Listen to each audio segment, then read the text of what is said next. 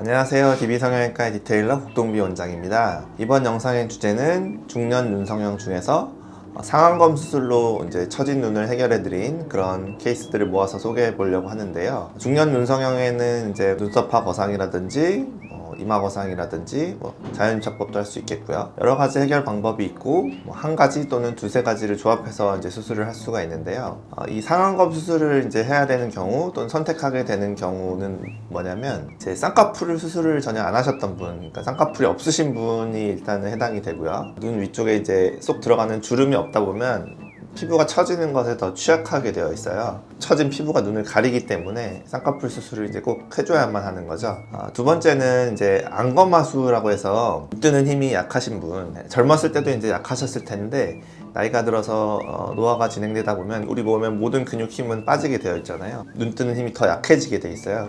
그게 이제 아주 심해지는 경우를 노인성 안검하수라고 하고요. 그 정도가 이제 점점 내려와서 눈이 이제 침침하다 또는 그것도 이제 눈이 처진다라고 표현하시는 분들이 있는데, 그런 경우에도 상안검 수술을 하면서 이제 안검하수 교정 또는 눈매 교정을 같이 해야 되기 때문에 눈 뜨는 근육을 직접 조작해야만 하기 때문에 상안검 수술을 해야만 하는 거죠. 그래서 이 크게 두 가지 경우가 상안검 수술이 꼭 필요한 경우다 이렇게 생각하시면 되겠고, 젊었을 때 눈성형 또는 쌍꺼풀 수술을 안 하셨던 분들이 이제 이런 수술을 하게 되는 거죠. 그래서 실제 케이스 보면서 어떤 경우에 어떤 이유로 상안검 수술을 했고 그 효과는 무엇인지 한번 보도록 할게요.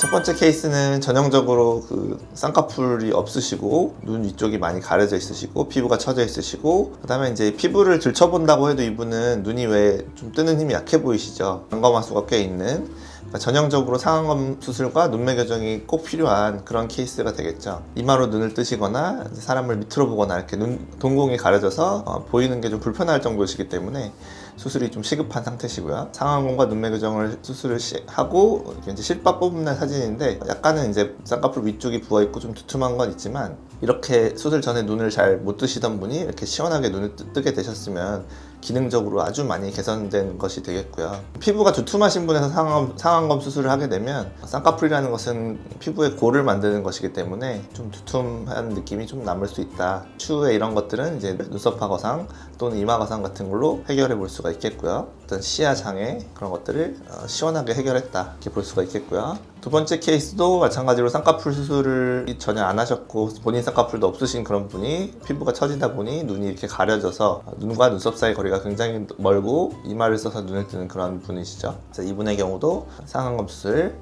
쌍꺼풀 수술을 하면서 처진 피부도 좀 잘라내고, 그렇게 하면서 이 안검하수 교정 또 같이 해서 눈이 굉장히 초롱초롱하게 예쁘게 되신 거죠. 이분의 경우도 피부가 좀 두툼한 분이셨기 때문에 많이 처지진 않았던 것 같아요.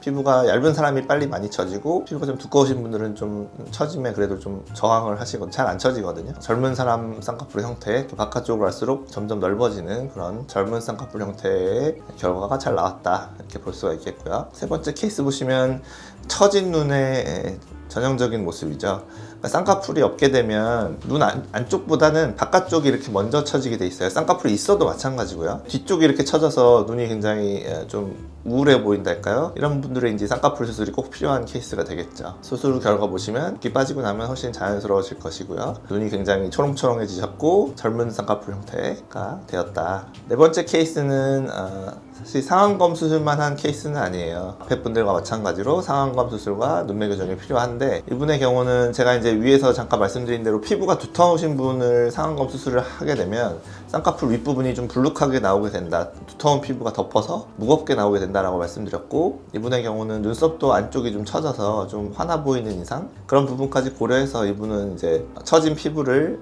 상안검 쪽에서만 처리하는 게 아니라 이마 거상을 통해서 위에서 올려주는 시도를 같이 한 거죠. 좀 더 자연스러운 결과를 냈다. 이분을 만약에 이마 거상 없이 상안검으로만 했다면 이 결과보다 좀 더 부자연스러운 모습 또는 두터운 모습이 나왔겠죠. 마지막 케이스가 이제 피부가 굉장히 두터우신 분인데, 이분은 사실 본인 쌍꺼풀이 있으신데 뒤쪽이 이렇게 처져서 노화에 의해서 처진 분이시죠. 눈썹파 거상 수술을 할 수도 있는 케이스예요. 이분의 이제 상담을 오셨을 때 그런 부분도 말씀드렸지만 본인은 눈이 더 또렷해지고 싶다. 안검하수 교정을 하고 싶다. 수술을 이제 여러 가지를 하고 싶진 않다. 피부 처짐 문제, 안검하수 문제를 동시에 해결하는 방법은 상안검 수술이니까 그 수술을 선택하게 되셨고요. 눈을 또렷하게 만들어 드렸고 쌍꺼풀이 좀 더 보이게 뒤로 갈수록 더 넓어지게 이렇게 해드렸는데, 이 경과 사진은 사실 6개월이 넘고 거의 1년이 다 된 경과 사진인데 지금 봐도 조금 라인 위가 좀 두툼한 부분이 좀 있으시죠. 수술 전에도 라인 위가 좀 두툼한 게 있었지만 그런 부분이 이제 남았는데, 상안검 수술로는 이렇게밖에 못 한다는 거예요. 이분이 지금 사실 1년 됐으니까 이 정도지, 사실 그 전에 뭐 3개월, 6개월 됐을 때만 해도 더 두툼하셔서 조금 스트레스를 받아 하셨거든요. 그래서 1년째 돼서 그나마 나아졌지만 쌍꺼풀 위가 좀 두툼한 부분은 좀 아쉬운 부분이다. 피부가 좀 두터우신 분들은 상안검 수술을 하시는 데 있어서 조금 이런 것들을 고려하셔야 되고, 눈썹화 거상이라든가 이마 거상을 같이 하는 방법, 아니면 나중에 따로 하는 방법, 이런 부분도 좀 생각을 하셔야 된다, 이렇게 보시면 되겠습니다. 지금까지 상안검 수술로 눈을 개선해드린 5분을 보았는데요. 상안검 수술만 하신 분도 계시고, 또는 뭐 다른 이마거상 수술을 같이 하신 분도 계시고, 이분들이 수술이 엄청 잘 돼서 보여드렸다기보다는 상안검 수술을 할 때 조금 아쉬운 부분이 생길 수 있는 부분들, 그런 케이스들에 대해서도 말씀을 드렸는데요. 꼭 너무 수술을 한 가지로 하려다 보면 원했던 결과보다 좀 아쉬운 결과가 나오는 경우도 있어요. 그래서 그 부분을 이제 잘 파악하셔서 의사들이 이제 이런 이유로 수술을 좀 여러 가지 하시는 게 좋겠습니다 라고 하시면은 조금 그런 부분도 좀 고려를 하셨으면 좋겠어요. 대부분 상안검 수술을 하시는 분들은 수술을 한 번도 안 하셨던 분들인데, 20, 30대 정도에 쌍꺼풀 수술은 해놓고 50대 정도에는 처진 눈만 해결하는 그런 방법을 쓰는 게 좋잖아요. 그렇게 되면 사실 쌍꺼풀을 할 필요가 없고 거상 수술만 하시면 되는데, 그렇지 않고 수술을 전혀 안 하시다 보니까 이제 쌍안검 수술 하나만 가지고 하기에는 좀 아쉬운 부분이 있을 수 있다. 이런 부분도 좀 아셨으면 좋겠어요. 지금까지 DB성형외과의 국동비 원장이었습니다. 감사합니다.